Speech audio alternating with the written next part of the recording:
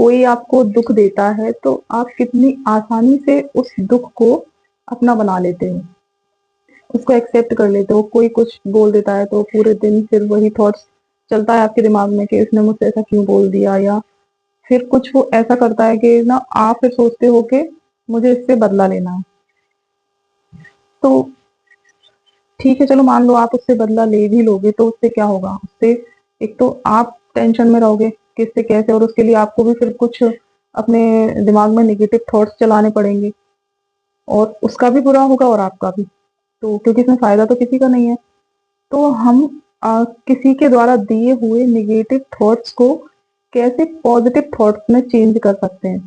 तो मतलब कोई अगर दुख दे रहा है हमें, तो उस दुख को कैसे हम सुख में कन्वर्ट कर सकते हैं? तो उसके लिए ना आज मैं आपको एक छोटी सी स्टोरी सुनाने जा रही हूँ। तो एक राजा था, उसके जो बाहर जो रहते हैं द्वारपाल, तो वो द्वारपाल दरवाजे पे खड़े हुए थे सिक्योरिटी के लिए। तो राजा की जो जूती थी बाहर, सर्दियों का मौसम था, तो उसकी जो जूती थी वो मखमल की थी, और ओस के कारण ना उसकी जो जूती है उस पे ओस की बूंदें गिर पड़ी, तो वो गीली हो रखी थी। तो जब उस द्वारपाल ने देखा कि राजा आने वाला है, तो उसने अपने जो कपड़ा था उसके पास, जो उसने पहन रखा था ऊपर से एक ऐसा कि उसको निकाल के, या गमछा टाइप का कुछ था, ऐसा रहता है पहले था, तो उस टाइप का उसने कुछ निकाला और उस जूती को उस कपड़े से, अपने जो वो पहनता था उससे, उसको बूंदों को वो साफ करने लगा। लेकिन जब उसने बूंदों को साफ किया, उसकी बूंदों को, तो मिट्टी के कारण जूती पर, और वो मिट्टी से, मतलब वो साफ तो कुछ नहीं हुई, और मिट्टी उस पर ऐसे दिखने लगी, तो वो साफ नहीं हुई। अब उसने रख दी जूती। इतने में राजा को जाना था, तो वो बाहर आया राजा, और जब उसने उस जूती को देखा तो उसको बहुत गुस्सा आया, ये किसने किया? मेरी जूती खराब कर दी। तो उसने बोला, मैं तो इसको साफ कर रहा था, लेकिन ना ये मिट्टी के कारण ये जूती जो है वो इतनी खराब हो गई। तो राजा को गुस्सा आया, राजा तो राजा है, राजा का गुस्सा भी बड़ा, जितने बड़े लोग उनका गुस्सा भी इस तरीके का था। उसने, राजा ने क्या किया, वो जो जूती थी वो लकड़ी की थी, नीचे से, ऊपर से भले मखमल की थी लेकिन नीचे से लकड़ी की थी। उसने वो जूती उठाई और उस द्वारपाल के सिर में मारी, और जब उसने सिर में मारी तो उसके खून निकल आया सिर में। लेकिन अब वो क्या बोलता वहां, और मारने के बाद राजा गुस्से में चला गया वहां से अपने उसमें बैठकर रखने। लेकिन जो द्वारपाल था ना, उसके दिल पे लग गई, उसमें उसको बहुत अंदर ही अंदर, मतलब उसको इतनी बेकार फीलिंग आने लगी कि मतलब इतने सारे लोगों के बीच इसने, राजा ने मेरी बेइज्जती कर दी। अब वो चला गया घर, जो द्वारपाल था, और जाकर अपने घर पर खटिया पे जाकर उल्टा लेट गया, और सिर में से ब्लड निकल रहा था उसके। अब उसकी माँ जब आती है तो उसको देखती है, और बेटा और माँ दो ही लोग रहते थे घर में। तो माँ ने पूछा कि क्या हुआ, लेकिन उसने कोई जवाब नहीं दिया। काफी टाइम हो गया, ऐसे 2-3 घंटे निकल गए, लेकिन वो ऐसा कहीं, ऐसा वही थॉट कि मुझे राजा से बदला लेना है, मतलब राजा ने ऐसे कैसे मेरी बेइज्जती कर दी, सोचता रहा। फिर उसकी माँ ने बहुत कोशिश की, बहुत जब बोला तो उसने जाके बताया कि राजा ने ऐसा मेरे साथ किया। तो उसकी माँ जो थी ना वो बहुत समझदार थी, तो उसने क्या किया कि बेटा, हमारी कई पुरानी पीढ़ियां राजा के घर पर काम कर रही हैं, और अब हम उनसे, उनको धोखा नहीं दे सकते ना, बदला लेने के लिए तो धोखा देना पड़ेगा, तो उससे हम धोखा नहीं दे सकते। तुम एक काम करो, तुम काशी चले जाओ, और काशी जाकर अपनी पढ़ाई करो, पढ़ो कुछ। तो माँ ने इंतजाम कर दिया और उसको काशी भेज दिया। काशी जाकर उसने बहुत अच्छे से मतलब ज्ञान लिया, सीखा, और एक बहुत अच्छा महाविद्वान ज्ञानी, ज्ञानी पुरोहित बन गया, आचार्य बन गया। और फिर वो 5 साल बाद जब वहां से लौट के आया काशी से अपने उसी गांव में, तो बहुत अच्छा विद्वान बन गया था, वो बहुत बड़ा ज्ञानी बन गया था। तो राजा जो था, उसकी माँ बहुत बीमार हुई महल में।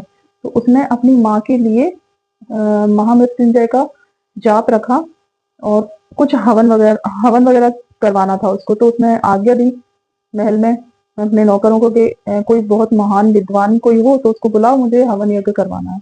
तो उसके नौकर ने उसको बोला कि महाराज, अपने ही मतलब आपके ही गांव का जो एक है कोई, अभी उसे ज्यादा टाइम तो नहीं हुआ, 15 दिन हुए हैं अभी वो आया है, वो बहुत ज्ञानी है, उम्र तो कम है उसकी लेकिन वो बहुत ज्ञानी है, तो अगर आपकी आज्ञा हो तो मैं बुलाऊं उसको। तो राजा ने बोला ठीक है बुलाओ। और राजा ने उसको बुलाया और उससे मतलब बीच महल में बढ़िया हवन वगैरह करवाया। और जब उसने करवाया, मंत्रों का उच्चारण हुआ और उसकी माँ ठीक हो गई। तो राजा ने उनसे बोला आचार्य जी से, तो कि ना आप आपको कुछ तो लेना पड़ेगा, आप बताइए आपको क्या चाहिए। मतलब आपने मेरी माँ को ठीक कर दिया, आपने जो किया हवन पूजन बहुत अच्छे से किया, आप बहुत ज्ञानी हो और बहुत अच्छे से आपने जो भी है किया। तो आपको मैं पुरस्कार देना चाहता हूँ, बताइए आपको क्या चाहिए। तो वो बोलता है नहीं मेरे पास सब कुछ है और मुझे कुछ नहीं चाहिए, मैं संतुष्ट हूँ, मैं जो भी हूँ संतुष्ट हूँ, मुझे कुछ भी नहीं चाहिए। वो जो आचार्य जी थे वो बदला भी भूल गए थे कि मुझे इनसे बदला लेना है, क्योंकि वो इतने ज्ञानी हो गए थे कि ये चीजों से बहुत ऊपर हो गए थे वो। तो उनको बदला भी नहीं लेना था, उनको मेरे पास सब कुछ है मुझे कुछ नहीं चाहिए। लेकिन राजा राजा तो राजा है। राजा ने बोला नहीं मैं आपको ऐसे तो नहीं जाने दे सकता, कुछ तो लीजिए, खाली हाथों में आपको नहीं भेज सकता, मेरा फर्ज है। तो जब वो राजा इतना उनसे बोला तो फिर वो बोलते हैं आचार्य जी के, अगर आप इतना ही बोल रहे हो तो अगर आपकी कोई पुरानी जूती हो तो वो आप मुझे लाकर दे दो जो बेकार हो। अब राजा आश्चर्य में, लेकिन अब राजा ने बोल दिया है तो जो आचार्य जी मांगेंगे वो देना पड़ेगा। तो उन्होंने बोला अपने नौकरों से कि जाओ कोई जूती हो तो लेके आओ। और वही जूती पड़ी थी स्टोर रूम में। तो वो नौकर है जो वो जूती लेकर आए कपड़े में लपेट कर और आचार्य जी को दे दी। आचार्य जी लेकर चले गए। और वो जब गए तो वो अपने घर पे जाके उसको एक अच्छी जगह पे रखते हैं उस जूती को, और उस पे रोज उसकी पूजा करते हैं, रोज अगरबत्ती लगाते हैं उस जूती की। क्योंकि और बोलते हैं कि अगर ये जूती उस दिन मेरे सिर में नहीं पड़ी होती तो आज भी मैं द्वारपाल होता। और इस जूती के कारण ही आज मैं इस पद पे पहुंचा हूँ। तो वो डेली करते हैं, अगरबत्ती लगाते हैं। तो ये बात पूरे गांव में फैल गई। तो राजा के नौकरों को भी पता चली, उन्होंने बताया कि ऐसे ऐसे आपकी जो जूती वो लेके गए थे आचार्य जी, उनकी पूजा करते हैं। तो राजा ने फिर उनको बुलाया और पूछा कि आप मतलब जूती की पूजा क्यों करते हो, मेरी जूती की ऐसा क्या कारण है। तो फिर उनने जो आचार्य जी थे उन्होंने बताया कि अगर 5 साल पहले ये जूती मेरे सिर पर नहीं पड़ी होती तो आज मैं जिस पद पे हूँ वो पद मुझे नहीं मिला होता। तो राजा को बहुत शर्मिंदगी होती है ये सब सुन के, और वो बहुत शर्मिंदा होता है, कहता है मुझे अपने पापों का प्रायश्चित करना है, मैंने तो तुम्हारे साथ बहुत गलत किया। तो फिर राजा क्या करता है, जो आचार्य जी थे उनको अपने ही राजमहल में जो आचार्य जी का पद होता है वो दे देते हैं और अपने पापों का प्रायश्चित करते हैं। और तो उनको भी पद मिल जाता है और बदला बदला भी नहीं, बदला उनको लेना ही नहीं था। और अगर एक जूती मतलब उनको कहाँ से कहाँ पहुंचा देती है। तो इस कहानी से क्या शिक्षा मिलती है कि ये जो कहानी है ये यही सिखाती है कि कैसे हम निगेटिव थॉट्स को पॉजिटिव में क्रिएट करें। अगर वो द्वारपाल उस दिन बदला लेने के लिए सोचता तो उसको कितनी गलत चीजों से गुजरना पड़ता, कितनी नेगेटिव चीजें अपने दिमाग में लानी पड़ती, और ना तो उन चीजों से वो सुखी रहता, और राजा से तो वो लेता ही बदला, लेकिन उसकी खुद की लाइफ कितनी बर्बाद हो जाती।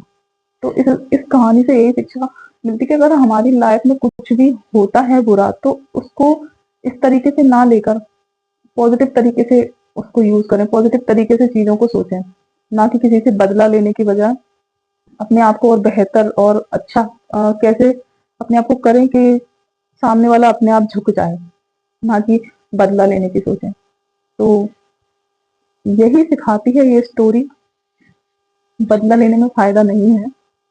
अपने आप को इतना इतना पावरफुल बनाओ कि सामने वाला अपने आप झुक जाए। तो इस तरीके से हम भी नेगेटिव थॉट्स को पॉजिटिव में बदल सकते हैं।